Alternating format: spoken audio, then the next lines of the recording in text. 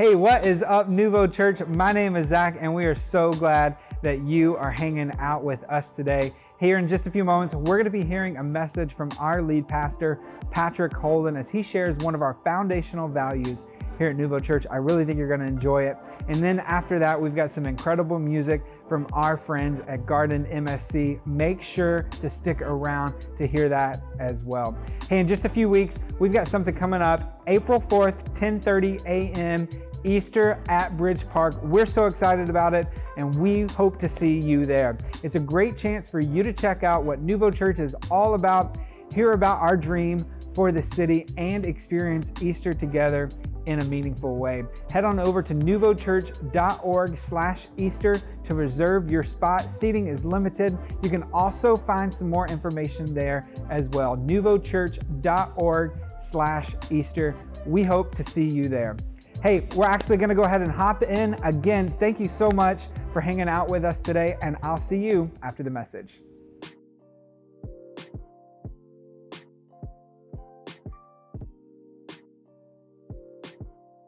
Did you ever play that game called Two Truths and a Lie when you were a little kid? I mean, do you remember this? Like on the first day of school, maybe you got to your classroom, trying to get to know people around you. Maybe your teacher had you play this game. Or maybe what you did is you played this at a party or in college, or maybe at a dinner party that you were part of as an adult. And what you're doing is you're telling people 3 statements about yourself.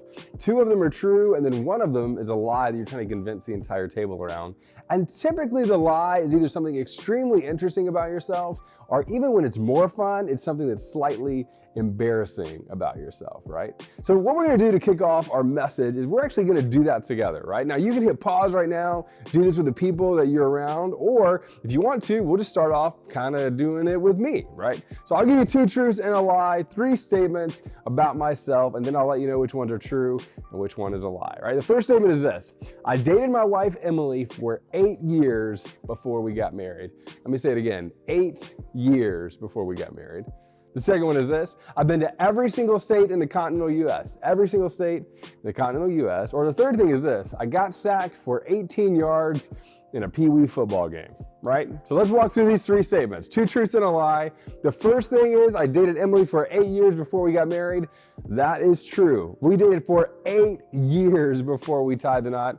A long time to be dating somebody, but hey, we did it, and it's been amazing ever since. Second thing is this: I've been to every state in the continental US. That's actually true. In fact, I've been to every state in the continental US by the time I was in 2nd grade. We traveled a lot when I was a kid, and so that statement is also true. Now, the third thing is actually really interesting and really, really embarrassing, but I got sacked for 18 yards in a Pee Wee football game. That is not true. It's so much worse than that.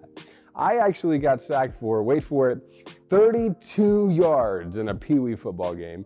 What happened was we had this team, we had a weight limit for our group, they did not. And so you can imagine this, I'm like 8, 9, 10 years old, somewhere in that range. And the other kids on the other team were so massive, they come running at me. And as a quarterback, I literally just ran the other way for 32 yards until I just fell down on the ground. Thank you very much, right? 2 truths and a lie. Now, what's so interesting about that is typically when we tell that story, or when I would tell that story, as a kid, I wasn't telling that with a lot of pride. And now that I'm in my 30s, there's something about telling the story that's still kind of embarrassing, but it doesn't ruin my day telling that, like it would have when I was a little kid. Now, the thing about you, and the thing that's true about me, is that we all have things that sometimes we share and we have, proud moments around it. Sometimes we share things where it's embarrassing, and then sometimes we just have parts of our story that we just want to hide, don't we?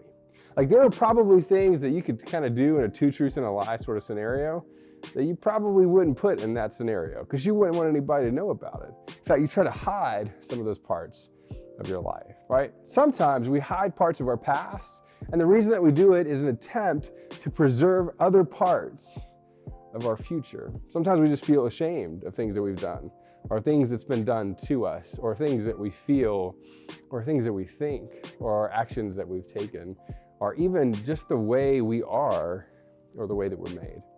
And so what we're gonna do during this talk is we're gonna talk a little bit about the things that sometimes we try to hide and what it looks like when we don't feel like we have to hide all of those things. Because at the end of the day, you probably don't need to tell all of your story to every person. The idea of actually being vulnerable with the parts of your story that you're trying to hide to preserve maybe your reputation or your future relationships, there's actually a better way than simply trying to hide that from all people. Now, what we're gonna do is we're gonna look at one of my favorite stories, one of my favorite narratives from the Old Testament, and it involves a guy that maybe you've heard of, maybe you haven't, but he's connected to a group of people that you've definitely probably heard of, no matter where you are on the faith spectrum, right? So we're gonna start out, the first person that you need to know about is a guy named Saul. Now, Saul was kind of the king of this group of people at the time. In fact, he was like the first king of this group of people. And he had really done some really terrible things, some good things, but a lot of terrible things. He's kind of known for some of the terrible things that he had done. Now, Saul, he had a son. His son was named Jonathan. And Jonathan was kind of the heir to the throne. And then Jonathan had a son. And this is the person we're going to spend the most time talking about tonight. And his son was named Mephibosheth. That's pretty fun to say. In fact, if you're at home, maybe you're in a coffee shop, maybe you're watching this on your phone, maybe you're just listening to this in the car, wherever you are right now, I want you just to go ahead and give it an attempt. I want you to say the word Mephibosheth. You ready? 1, 2, 3. We're just going to assume it was really good, right? Mephibosheth, you did great. So you got Saul, who's like the grandfather, he's the king. Then you have Jonathan, who's like the son of Saul, heir to the throne. And then Jonathan's son, Mephibosheth. Now, the other character in this narrative is really important to the narrative, and it's somebody that you've likely heard of before. This guy's name was David. Now, David would eventually become king after Saul dies, but Saul was kind of like the arch enemy to David. Now, what's really interesting, though, is that Saul's son Jonathan was actually best friends with David. And then you have Mephibosheth, who's kind of unknown to David, at least where we're picking up in the narrative. Now, Mephibosheth, what kind of happens with his life, especially when he was this young little boy, is King Saul and his son Jonathan go off to a battle, and they're both killed in battle, which means that David is about to take the throne. And when a new king would sort of come and take the throne, at that point, typically what would happen is it would really be kind of Game of Thrones style, right? The new king would essentially go after anyone who would be a threat to his kingship, right? Anyone that would be a threat to his ability to have power. Usually the king would come in and just kind of eliminate all of those people. And so when word reached, everybody's household, the king's household, that Jonathan and Saul had been killed, what happened was there was a nurse who kind of sweeps away Mephibosheth and runs away trying to protect the small child. And in the process of doing that, as she's running away with a small child, what we find out is that she falls and the child suffers a permanent injury to his legs. In fact, here's what the writer says when we pick it up in 2 Samuel chapter 9. It says this. It says, David, who is now king, he asks this question now that he's king. He says, is there anyone still left of the house of Saul whom I can show kindness, not for Saul's sake, who is his enemy, but for Saul's son Jonathan's sake? And here's where it says. It says in verse 2, it says, now there was a servant of Saul and in the household, and his name was Ziba, which is also a lot of fun to say. They summoned him to appear before King David, and the king said to him, hey, are you Ziba? And Ziba, who is kind of like this servant of Saul's household, he says this, and I love this. He says, at your service, which is what you say to the king if you're connected to the previous king, right? Of course you say like, at your service. And so the king then asks, he says, is there no one still alive in the house of Saul to whom I can show kindness? Ziba answers the king, there is still a son of Jonathan. And he says, he is lame in both feet. Now think about that for a second. He doesn't even say the name of Mephibosheth. He doesn't even just kind of give him a title. He just says, he's the one who is lame in both feet. And so they bring Mephibosheth in, and honestly, at this point, if you are Mephibosheth, the only context you would have for this moment, like all of it would be negative for you. All of it would be bad for you. In fact, he probably assumed he was about to be eliminated in the way that most people would have been eliminated in this moment. And so you can imagine this man coming to the king, who's King David. You can imagine the room that they would be in, possibly people around, and then you get this powerful, powerful moment between King David and Mephibosheth. And so David brings him in. The response is completely unexpected. Here's what it says. So when Mephibosheth, son of Jonathan, son of Saul, came to David, he bows down to pay him honor. Now, this is one of those moments where you can kind of read through scripture and kind of gloss over it, but I want to pause here and I want you to actually visualize this. There's King David, and then there's Mephibosheth, who probably struggles to bow before the king, who probably is trembling because he's thinking about this could be the moment that his life ends. And then David, in the most unexpected way, cries out and he says, Mephibosheth, which is kind of like one of those dad gene moments, right? Do you ever have one of those moments where your dad just got really, really overly excited? Like, that's how I hear this moment. It's King David is ecstatic and excited that Mephibosheth is here in his presence. And then simply said, what Mephibosheth says next to him is simply this. He says, at your service, because that's what you say to the king when you expect the king to eliminate you. And then David, probably looking at him, probably seeing the fear, probably seeing the struggle, probably seeing this moment for what it is, he looks at him and he says, don't be afraid, for surely I will show you kindness for the sake of your father, Jonathan, and I will restore to you the land that belonged to your grandfather, Saul. Now, think about this for just a minute, right? You ever had someone who looks at you and simply says, don't be afraid? Has that ever worked for you? Like I had somebody one time, I went to Six Flags, if you've ever been to Six Flags. And we were at the top of the first hill of a roller coaster, one of those wooden roller coasters, and they just nudged me because they could tell that I was trembling in this moment because heights are not my thing. And they looked at me and they said, don't be afraid, to which I responded, that doesn't work, right? Because it doesn't. You don't just tell somebody don't be afraid, because in moments that you're afraid, words like that don't settle you. But David says you don't have to be afraid, and the reason you don't have to be afraid isn't just that I'm going to bring you kindness, but he goes on and he says, all the land that belonged to your grandfather Saul is going to be restored to you. And then he says, and you will always eat at my table. Now think about that just for a minute. Mephibosheth lying before the king, and the king says, you will always eat at my table, or you will be treated as if you are like royal family here. Say it this way, the proximity to the king established his status in the kingdom. And that's true now. And that's true today. There's something about proximity to the beauty and power of the king that matters. And then in verse 8, it goes on, it says, Mephibosheth bows down, and this is what he says to him. He says, what is your servant that you should notice a dead dog like me?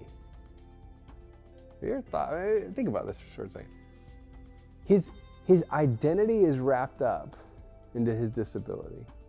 His identity is wrapped up into what Ziba would have said about him from the beginning. His identity is wrapped up in feeling worthless. His identity is wrapped up into all of these things. And he describes himself as this dead dog. Why would you even see or notice or ascribe value to my life? And what happens next is one of the most powerful moments in all of Scripture. And you have this moment where David responds in an extremely, extremely powerful way. And it's not in what he says, but it's in what he does. Immediately, what happens next is the king summons Ziba and Saul's steward, and he says to him, I have given your master's grandson everything that belonged to Saul and his family.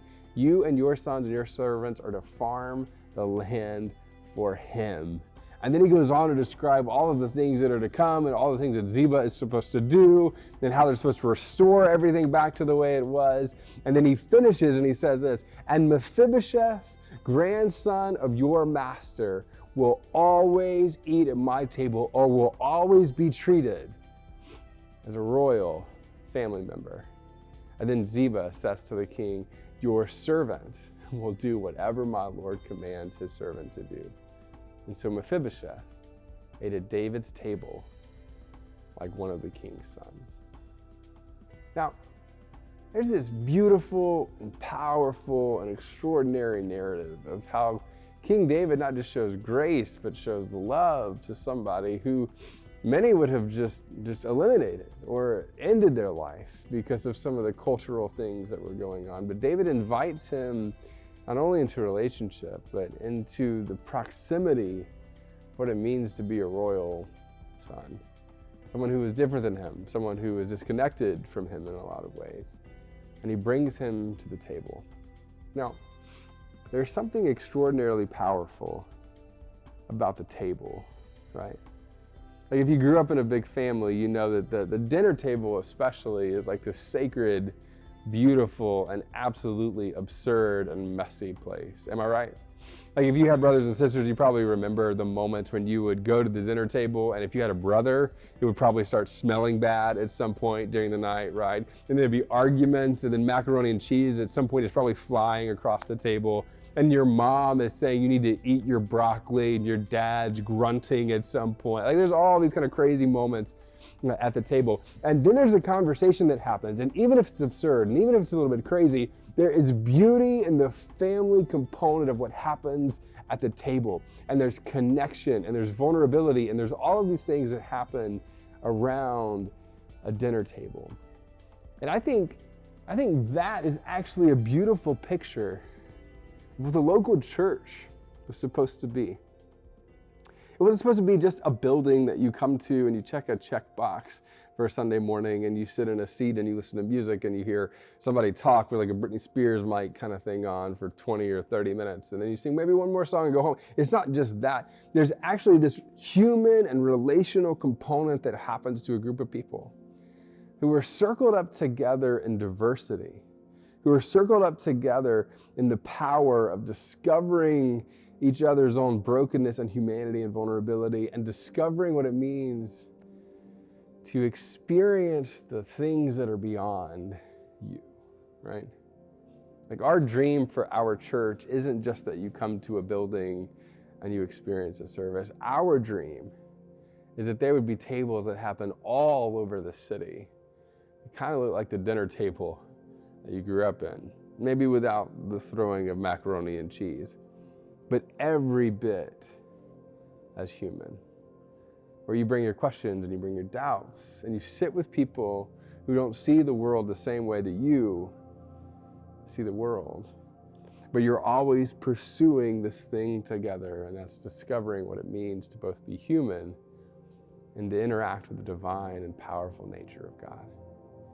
Now, we actually made this a value at our church. We call it the expansive table, right?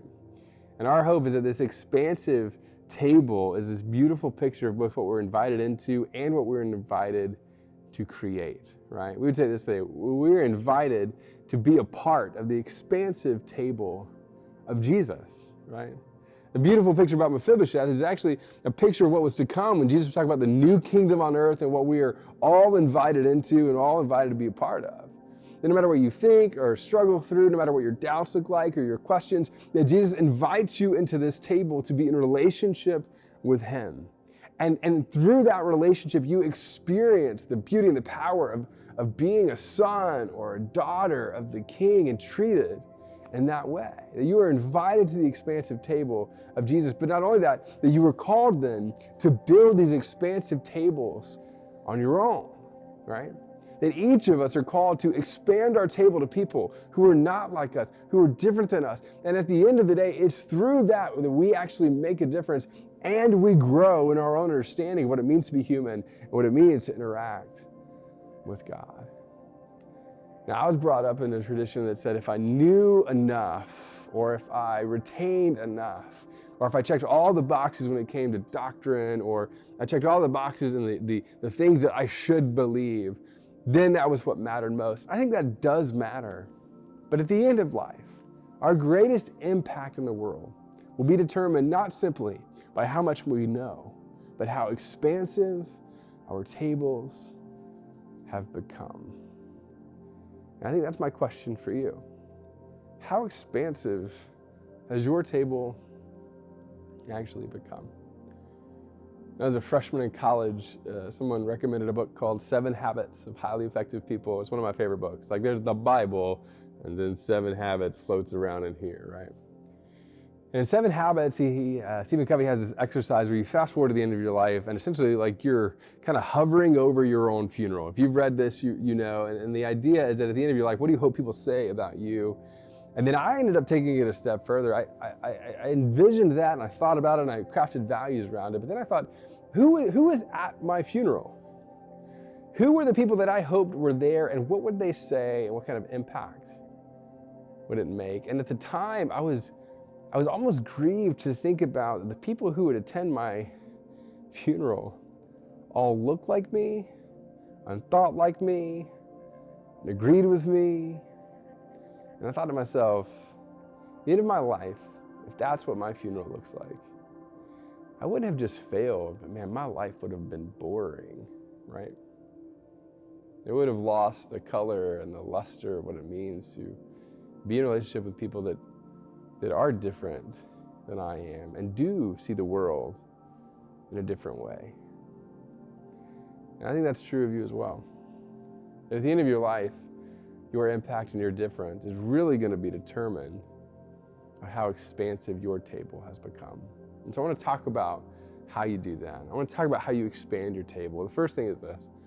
I think you focus on doing for a few, right? Now, I'm not gonna ask you to leave this message and then try to go make 50 friends, right? If you're introverted, especially you, I'm introverted as well. That's not what we're asking you to do. But I think there's probably 2 or 3 people already in your like peripheral circle that need an invitation kind of into the deeper parts of your world, right? People that you may have hung out with outside but never had at your home. People that you might call or text a few times a year, but you've never actually invited into a deeper relationship with you, and you've never asked the real questions to them or processed the deeper parts of life because they're different than you. Now, this could be different in terms of a different race than you are, or this could be different in terms of politics, or this could be different in terms of religion. This could be different in terms of sexual orientation. This could be different in terms of belief system. There's so many different things. And my question for you is, do you have relationships with people who are, in fact, very different than you? And who are the 2 or 3 people that are floating in that periphery that you need to bring into the fold? Second question is this. Or the second thing for you to think about, I guess, is this, that you need to prioritize relationship over risk. And this may be the most difficult thing that I tell you to do. And that's this, that you need to be as comfortable as you can be saying, I'm going to risk at times my reputation, or at times what other people may think about me, or even at times being misunderstood, because I am pursuing relationships with people who are different than I am. Jesus modeled this for us. In fact, there's a lot of people that would point to the relationships that Jesus had or the tables that he would sit at and assume that he shouldn't be there interacting with that person, and yet Jesus leaned in over and over and over again. And so I'm gonna come at you really kind of bluntly and say this.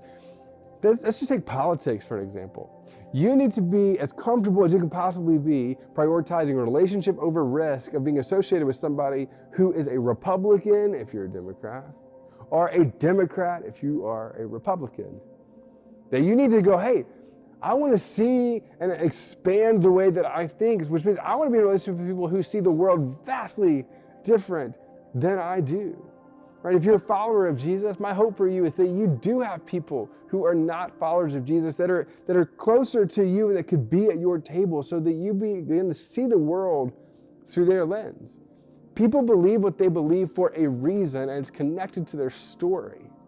And you need to uncover what that is, and you need to be okay saying, I want to prioritize a relationship over risk at certain times.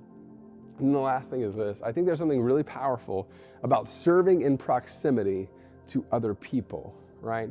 Locking arms with other people to make a difference and serve in the world. And I would encourage you to figure out a way that as you invite these people in, as you prioritize a relationship over risk, that you begin to serve in proximity with other people and lock arms with them to make a difference. Because all of a sudden when you do that, the walls begin to come down on the things that separate you and the other person. There's something about serving together that does that. Now I told you, what we're describing right now is the kind of church that we want to create. What we're describing right now is the kind of life that I want to live. And so my prayer for you, my prayer for me, my prayer for our church, my prayer for Nuvo is that we would always be a church who leaves comfort to pursue other people, even if they're different than we are, especially if they're different than we are. And that all over our city, we would have these tables, these expansive tables, where people are gathered, discovering what it means to be human, discovering what it means to follow Jesus. And at the end of the day, discovering what it means to do it together with people. So here's my action step for you. Here's the thing that I would love for you to do right now. Not like 10 minutes from now, not before you go to bed tonight, not before you eat your next meal. Like right now, here's what I'm gonna ask you to do, right? I'm gonna ask you to pull out your phone, or I'm gonna ask you to pull up your text messaging app, or I'm gonna ask you to, maybe talk to somebody else or pick up the phone to call somebody, whatever it's gonna do. And what I'm gonna ask you to do is I'm gonna actually ask you to take a step, and the step is gonna be around this question. The question is this: what 3 people in your life need an invitation to your table? Now, the reason I wanted you to pull out your phone is because I'm gonna ask you to text one of those people right now. I want you to text them, and I just want you to say, hey, I'd love for you to come over on Friday, or hey, I'd love to hop on a Zoom call with you and do a virtual coffee, or hey, could I meet you at a coffee shop, or hey, how are you doing? And they're gonna answer like, yeah, how are you really doing? And then take the relationship to another level. I'm gonna ask you that with one person right now as we're talking about this. And in hopes that you do that, I hope that you begin to just expand that table out. Now, if you go, hey, I don't have 3 people that come to mind that I could text, what I want you to do right now is pull up a notes app or just pull out a pen and paper. And I want you to just write down where are the places that you could go to meet people who are different than you, and be intentional about that. Or adding friends on Facebook or in groups that are different than you are, so that you can begin to expand your table in those ways. Now, to wrap up our time together, here's what we're gonna do. We're gonna do a song from our friends at Garden MSC. This is a really, really powerful song that kind of gets after the heart of what our hope is, but not just what our hope is, but really about how we experience this world together and how we can move forward together with Jesus at the center of our heart and our lives. Really with Jesus at the head of the tables that we're talking about. And as we do this song, what I hope for you is that 2 things happen. I hope you begin to celebrate the gift that you have through him, and at the same time, begin to dream about what would happen if you were able to expand the tables that we've talked about, and then at the end of the day, begin to see together in a more colorful and a more beautiful way about how much he loves you and how much his grace is extended to you.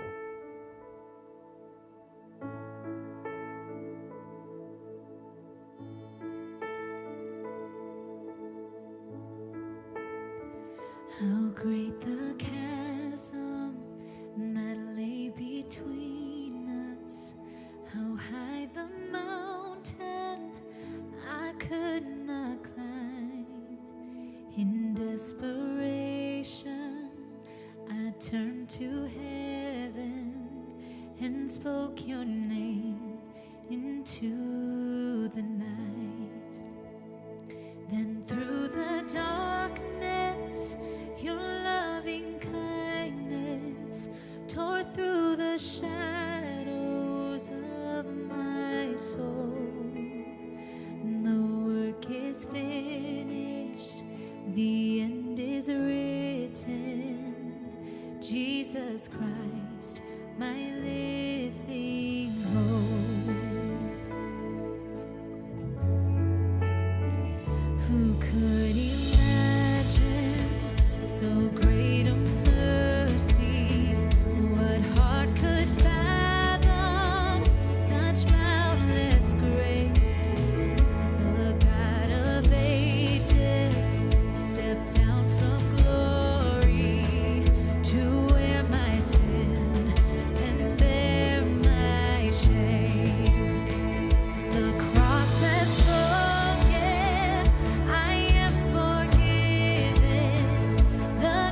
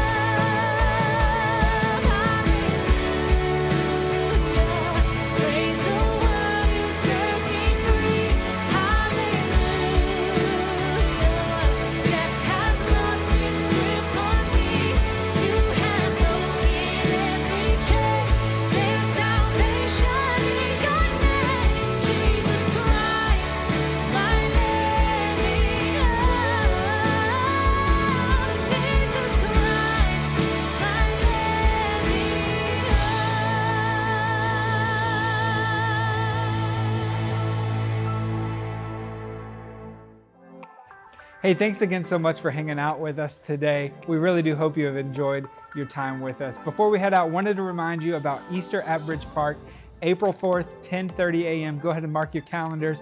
Head on over to nuvochurch.org/Easter to reserve your spot. Seating is limited. You can also find out some more information there as well. It's going to be a great opportunity for you to find out more information about Nuvo Church, to experience who we are, hear about our dream for the city, as well as experience Easter together in a meaningful way.